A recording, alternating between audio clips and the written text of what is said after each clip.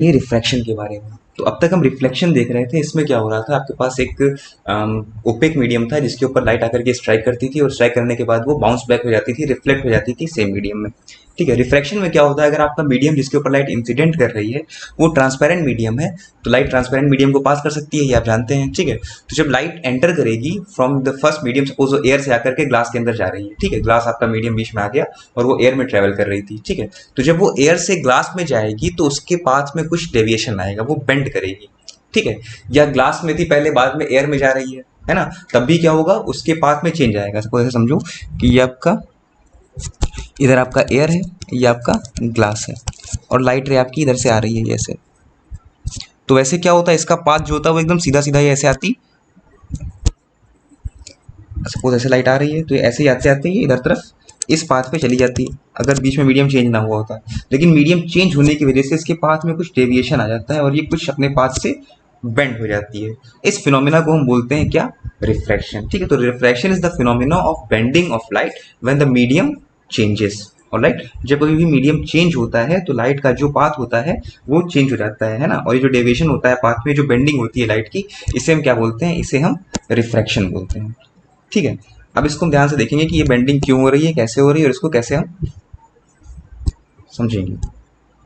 देखो, सबसे पहले हमें ये पता है कि क्या हो रहा था एक्चुअल में लाइट का मीडियम चेंज हो रहा है। पहले वो ट्रेवल कर रही थी एयर में, अब वो ट्रेवल करने लगी ग्लास में। ठीक है, तो अलग अलग मीडियम में जो लाइट की स्पीड होती है वो भी अलग अलग होती है।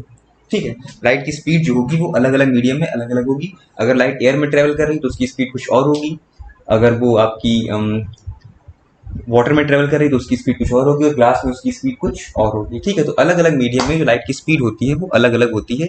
ये किस बात पर डिपेंड करेगा, किस मीडियम में लाइट की स्पीड ज्यादा होगी, किस मीडियम में लाइट की स्पीड कम होगी, ये डिपेंड करता है उस मीडियम के रिफ्रैक्टिव इंडेक्स के ऊपर। ठीक है, तो पहले हम देख लेते हैं कि रिफ्रैक्टिव इंडेक्स क्या होता है। रिफ्रैक्टिव इंडेक्स से हमें ये पता चलता है कि किसी मीडियम में लाइट की स्पीड क्या होगी। ठीक है, जितना ज्यादा रिफ्रैक्टिव इंडेक्स होगा किसी मीडियम का, उसमें लाइट की स्पीड उतनी ही कम होगी। ठीक है, रिफ्रैक्टिव इंडेक्स जो होता है ये रेशियो होता है speed of light in vacuum divided by speed of light in that medium. तो अगर हमें किसी मीडियम का रिफ्रैक्टिव इंडेक्स लिखना है, refractive index of a medium suppose हमें ये लिखना है, तो हम क्या देखेंगे, पहले तो वैक्यूम में स्पीड की लाइट क्या है,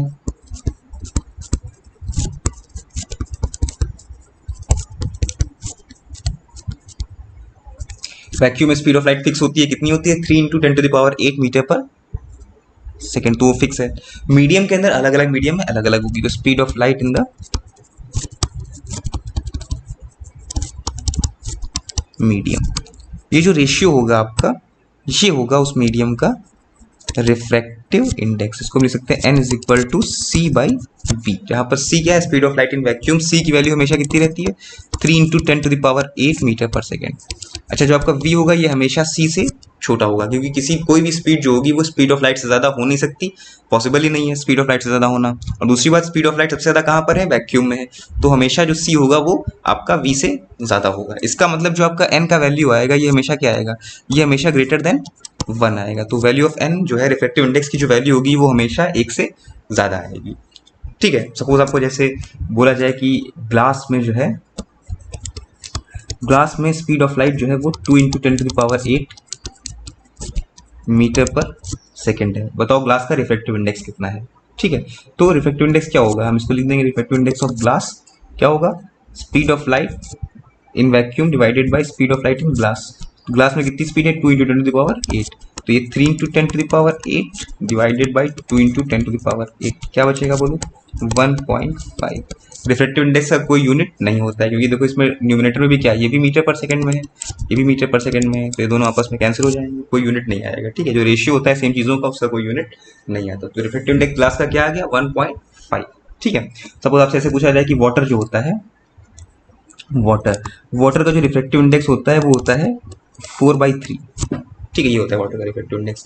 तो बताओ वाटर के अंदर स्पीड ऑफ लाइट क्या होगी, है ना, speed of light in water आपको बतानी है क्या होगी। तो आपको पता है NW = c/VW। Speed of light in water क्या होगी आपकी, c/6, c आपका 3 × 10⁸, और NW क्या है आपका 4/3, तो 3 ऊपर चला जाएगा, तो क्या आ जाएगा बोलो, ये 9/4 × 10⁸, कितना आएगा ये, 2.25 इंटू 10⁸ मीटर पर सेकेंड। ठीक है, तो स्पीड ऑफ लाइट वाटर के अंदर कितनी होगी आपकी 2.25 इंटू 10⁸ मीटर पर सेकेंड। ऑलराइट, तो ये होता है आपका रिफ्रैक्टिव इंडेक्स। रिफ्रैक्टिव इंडेक्स से हमें क्या पता जाता है, रिफ्रैक्टिव इंडेक्स आपका जितना ज़्यादा है स्पीड ऑफ लाइट उस मीडियम के अंदर उतनी ही कम होगी, और रिफ्रैक्टिव इंडेक्स जितना कम होगा स्पीड ऑफ लाइट उतनी ही कम होगी। ठीक है, अब सपोज आपके पास दो मीडियम है, ठीक है, दो मीडियम है, एक का रिफ्रैक्टिव इंडेक्स n1 है, एक का रिफ्रैक्टिव इंडेक्स n2 है, और सपोज कर लो कि n2 is greater than n1, तो n2 को हम बोलेंगे डेंसर मीडियम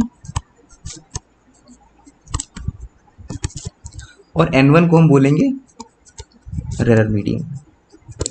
यानी कि जब कोई भी दो मीडियम्स के बारे में बात हो रही होगी तो एक का रिफ्रैक्टिव इंडेक्स ज्यादा होगा और दूसरे का रिफ्रैक्टिव इंडेक्स कम होगा, है ना।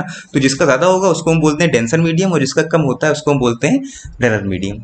ठीक है, डेंसर मीडियम और रेयर मीडियम। ठीक है, तो डेंसर मीडियम में स्पीड ऑफ लाइट कम होगी और रेयर मीडियम में स्पीड ऑफ लाइट ज्यादा होगी। ठीक है, क्योंकि जितना ज्यादा रिफ्रैक्टिव इंडेक्स उतनी ही कम उसके अंदर स्पीड ऑफ लाइट। ठीक है, अब देखो रिफ्रैक्शन में क्या होता है। तो मैं रिफ्रैक्शन में बोला था लाइट बेंड होती है जब मीडियम चेंज होता है। ठीक है, तो सपोज कर लो कि ये आपकी मीडियम बाउंड्री, इधर आपका मीडियम 1 है, ये आपका मीडियम 2 है, इसका रिफ्रैक्टिव इंडेक्स n1 है, इसका रिफ्रैक्टिव इंडेक्स n2 है, and n2 is greater than n1। मतलब ये आपका डेंसर मीडियम हो गया और ये आपका रेयर मीडियम हो गया। ठीक है, अब एक लाइट रे इंसिडेंट करती है आकर के, सपोज ये एक लाइट रे आकर के यहाँ पर इंसिडेंट करती है, ये आपकी इंसिडेंट रे है। इसका एंगल ऑफ इंसिडेंस कहाँ से नॉर्मल से मेजर करते हैं, तो हमने नॉर्मल ड्रॉ किया, ये आपका हो गया एंगल ऑफ इंसिडेंस। ठीक है, अब क्या होगा, जब कभी भी लाइट जो होती है वो हमें पता है कि जब एक मीडियम आपका चेंज होगा तो लाइट बेंड करेगी। ठीक है, अब बेंड करके वो इस तरफ भी बेंड कर सकती है और इस तरफ भी बेंड कर सकती है ना, वो नॉर्मल की तरफ भी झुक सकती है और नॉर्मल से दूर भी जा सकती है। तो आपको ध्यान रखना है जब कभी भी लाइट रेयर मीडियम से डेंसर मीडियम में जाएगी तो हमेशा वो बेंड होगी टुवर्ड्स द नॉर्मल। ठीक है, तो लाइट किधर जाएगी, ये आपकी नॉर्मल की तरफ बेंड हो जाएगी, मतलब ये ऐसे हो जाएगी। ठीक है, ये आपकी लाइट बेंड हो गई टुवर्ड्स द नॉर्मल। ये आपका क्या बोला जाएगा, एंगल ऑफ रिफ्रैक्शन। तो हमेशा ही यहाँ पर जो एंगल ऑफ रिफ्रैक्शन होगा ये कम होगा एंगल ऑफ इंसिडेंस। ठीक है, तो जब कभी भी लाइट आपकी रेयर मीडियम से डेंसर मीडियम में जाती है तो बेंड होती है टुवर्ड्स द नॉर्मल हमेशा, यानी कि एंगल ऑफ जो रिफ्रैक्शन होगा वो एंगल ऑफ इंसिडेंस से कम होगा। ठीक है, अच्छा सपोज इसका उल्टा होता, डेंसर मीडियम से रेयर मीडियम में जा रहे होते, है ना, ऐसा कुछ होता। ये आपका मीडियम है, इस बार इधर n1 है, ये n2 है आपका, इस बार आपका n1 is greater than n2, यानी कि जो n1 है ये आपका डेंसर मीडियम है और n2 जो है वो आपका रेयर मीडियम है। ठीक है, अब यहाँ पर एक लाइट रे आकर के इंसिडेंट करती है। ठीक है, सपोज ये आपका लाइट रे आकर के यहाँ पर इंसिडेंट किया, तो हमने एक नॉर्मल ड्रॉ किया यहाँ के ऊपर,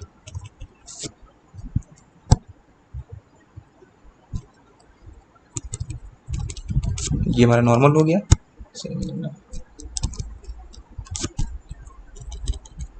ठीक है, ये आपका एंगल ऑफ इंसिडेंस हो गया।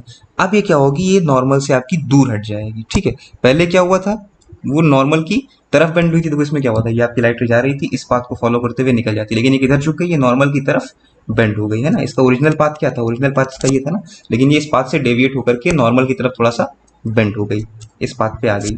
ठीक है, तो ये चीज थी, यहाँ पर क्या होगा, ये नॉर्मल से दूर चली जाएगी, यानी कि ये ऐसे निकल जाएगी। ठीक है, जिस पाथ पे आ रही थी उस पाथ से डेविएट होकर के नॉर्मल से आपकी दूर हट जाएगी, ये इधर कहीं आपकी इस तरफ निकल जाएगी। ठीक है, तो ये जो आपका होगा एंगल ऑफ रिफ्लेक्शन होगा। इस केस में क्या होगा, जो आपका एंगल आर होगा वो ज्यादा होगा एंगल आई से।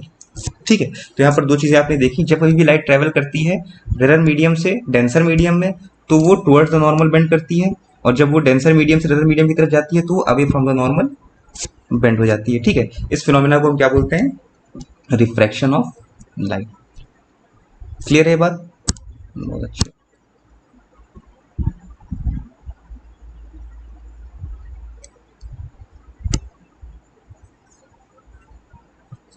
चलो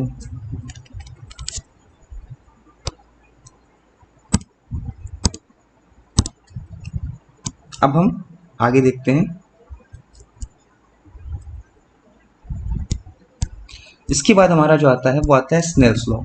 ठीक है, स्नेल्स लॉ क्या होता है, वो हम देखते हैं। ठीक है, तो पहले यहाँ तक आपको क्लियर हो गया कि जब कभी भी लाइट ट्रैवल कर रही है और मीडियम उसका चेंज हो रहा है, जब वो एक मीडियम से दूसरे मीडियम में जा रही है, तो दो चीज़ें हो सकती हैं, या तो वो रेरर मीडियम से डेंसर मीडियम में जा रही होगी या डेंसर मीडियम से रेरर मीडियम में जा रही होगी। ठीक है, जब वो रेरर टू डेंसर जा रही है तो वो क्या होगी, टुवर्ड्स द नॉर्मल बेंड करेगी, और जब वो डेंसर से रेरर जा रही होगी तो वो away from the normal bend करेगी। ठीक है, तो इसको हम बोलते हैं रिफ्लेक्शन। ठीक है, तो the phenomena of bending of light when it travels from one medium to the other is called refraction. ठीक है, तो रिफ्रैक्शन की अगर आप डेफिनेशन लिखना चाहें तो आप लिख सकते हैं कि the phenomena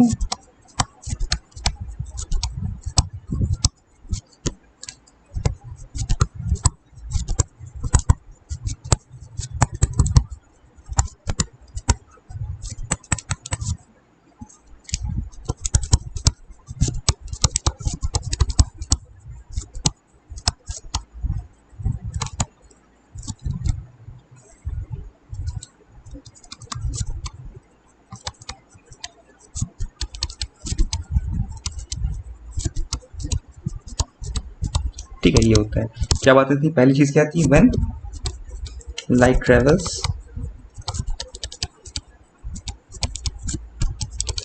from denser medium to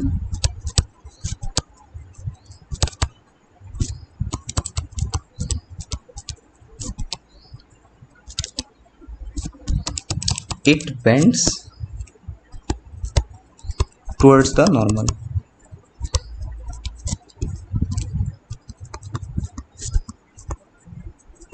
ठीक है, इसका उल्टा आप लिख लेंगे कि जब light when light travels from rarer to denser then it bends away from the normal.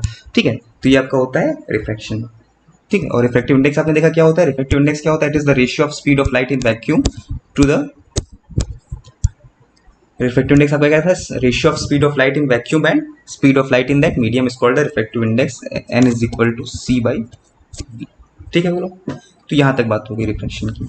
अब हम देखेंगे कि आपने देखा यहाँ पर एंगल था आपका एंगल आई, एंगल आर, यानी कि angle of incidence, angle of refraction, इन सब में आपस में रिलेशन क्या होता है। और ये रिलेशन जो हमें देता है, जो लॉ हमें जिस लॉ से हमें रिलेशन का पता चलता है आई और आर और रिफ्रैक्टिव इंडेक्स में रिलेशन का, उसे हम बोलते हैं स्नेल्स लॉ। ठीक है, तो हम देखते हैं कि स्नेल्स लॉ क्या होता है।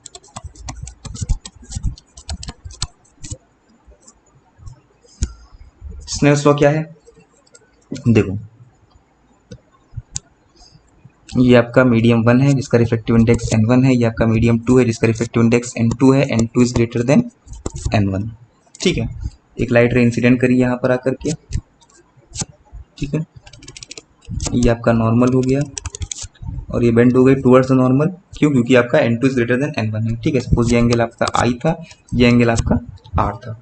तो स्नेल्स लॉ के अकॉर्डिंग जो रेशियो होगा एंगल ऑफ इंसिडेंस और एंगल ऑफ रिफ्रैक्शन के साइन का, है ना, यानी कि sine I divided by sine R, ये होता है is equal to n2 by n1, यानी कि रिफ्रैक्टिव इंडेक्स का रेशियो। ठीक है, एंगल ऑफ इंसिडेंस का sine divided by angle of refraction का sine is equal to refractive index of medium. कौन सा रेशियो जब हम लेंगे तो कौन सा रिफ्रैक्टिव इंडेक्स हम न्यूमिनेटर में लेंगे, जिस मीडियम के अंदर हम एंटर कर रहे हैं वो आपका न्यूमिनेटर में रहेगा, और जिस मीडियम से आ रहे हैं वो आपका डिनोमिनेटर में रहेगा। ठीक है, इसको हम क्या बोलते हैं, स्नेल्स लॉ। ठीक है, तो the sine of the ratio of the sines of angle of incidence and angle of refraction is equal to the ratio of refractive index of the medium. बोलो क्लियर है चीज। ठीक है, अच्छा देखो, अभी जो n2 बाई n1 है इसको हम बोलते हैं n21, इसे बोला जाता है रिफ्रैक्टिव इंडेक्स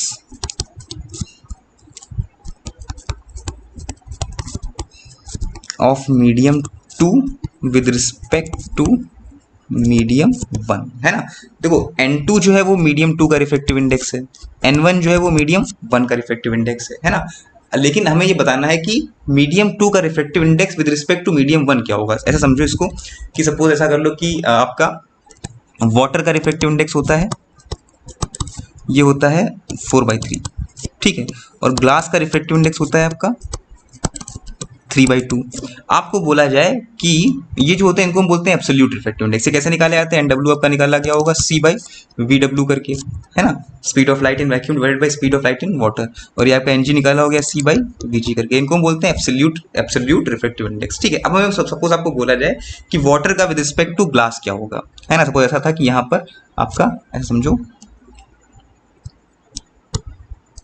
कि ये आपका वाटर था और फिर यहाँ आपका ग्लास आ गया। ठीक है, तो यहाँ रिफ्रैक्टिव इंडेक्स आपका NG है और यहाँ पर रिफ्रैक्टिव इंडेक्स आपका NW है। ठीक है, ये आपकी लाइट आ रही थी ऐसे यहाँ पर ट्रेवल करती हुई। अब इसमें NG और NW में कौन ज़्यादा है? आपका NG ज़्यादा है ना। तो इसका मतलब ये टुवर्ड्स नॉर्मल बेंड हो जाएगी इस तरफ से। तो ये अगर एंगल I बन रहा था, ये एंगल R बन रहा था, तो sine I upon sine R क्या लिखा जाएगा बोलो? NG, क्योंकि किसके अंदर हम आए हैं? ग्लास के अंदर। कहाँ से आए? वाटर से। तो NG डिवाइडेड बाई NW। इसको हम क्या लिख सकते हैं? NGW, refractive index of glass with respect to water. ठीक है, इसकी वैल्यू क्या आएगी? अगर आप NGW की कैलकुलेट करना चाहेंगे तो क्या आएगी बोलो? NG बाई NW, मतलब 3/2 डिवाइडेड बाई 4/3 कितनी आ जाएगी? 9/8 आ जाएगी। ठीक है, this is the refractive index of glass with respect to water. अगर आपसे पूछता है refractive index of water with respect to glass, तो NW/NG हो जाएगा आपका। क्या हो जाएगा बोले? 4/3 डिवाइडेड बाई कितना? 3/2। तो ये कितना हो जाएगा आपका? 8/9। ठीक है, तो ये होता है आपका रिलेटिव रिफ्रैक्टिव इंडेक्स। ठीक है, कि एक मीडियम का विद रिस्पेक्ट टू दूसरा मीडियम। ये आपका 1 से कम भी हो सकता है, जैसा कि देखो इस केस में हो रहा है, लेकिन जो एब्सोल्यूट रिफ्रैक्टिव इंडेक्स होगा वो आपका हमेशा ग्रेटर देन 1 होगा। ठीक है, तो ये होता है आपका Snell's law. The ratio of the sines of angle of incidence and angle of refraction is equal to the ratio of the refractive indexes of the medium. ठीक है, अच्छा इसमें एक चीज़ और होती है। ठीक है, देखो सपोज यहीं पर देखते हैं हम, जो हमने निकाला था N2 N1, हमें पता है कि जो आपका N2 होगा, N2 को हम क्या लिख सकते हैं? C/V2 लिख सकते हैं। V2 क्या है? Speed of light in medium 2। ठीक है, और N1 को हम लिख सकते हैं C/V1। V1 क्या है? आपका speed of light in medium 1। C तो सबके लिए सेम है ना। C क्या है? C है speed of light in vacuum, तो वो हमेशा कांस्टेंट ही रहेगी। ठीक है, तो अगर हम इस हिसाब से N2/N1 देखें तो हमें क्या मिलेगा? C/V2 डिवाइडेड बाई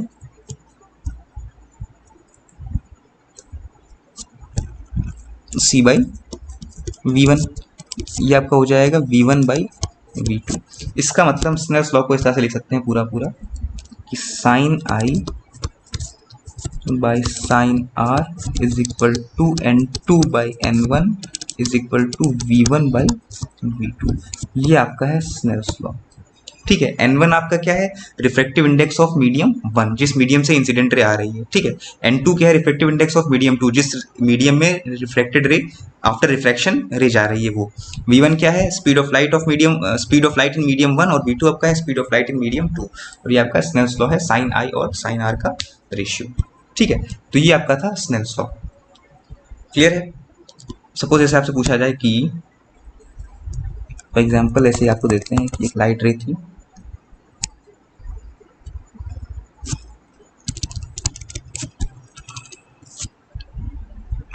ठीक है, ये एयर है आपका सपोज, और ये आपका वाटर है।